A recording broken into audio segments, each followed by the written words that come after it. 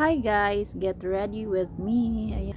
Katatapos ko lang maligo guys, and I'll show you my evening skincare routine as an oily and acne prone skin. So first muna is maglalagay po muna ako ng tint on my lips.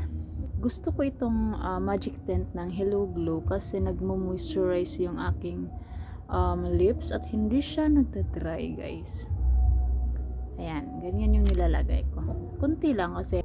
Tapos, gagamit ako ng 3HA toner. This is from Esfolio.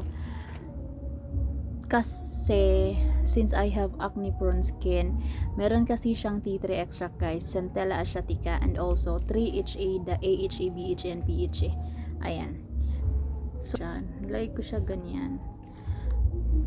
Maganda kasi pag guys, kung meron kang oily skin tapos yung ginagamit mong products ay may tea tree extract and also Centella asiatica kasi antibacterial and also it calms your irritated skin. Tapos ginagamitan ko lang siya ng cotton para yung mga dried skin is matatanggal siya. Yan. So, super mild lang siya guys. Wala siyang hapdi sa skin.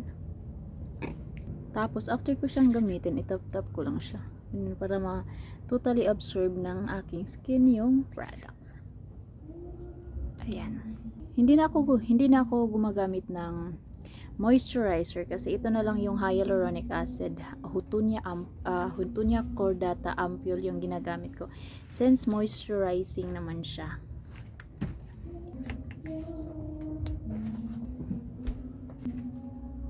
Tapos, ginaganyan ko siya. Before ko siya ina-apply sa aking face.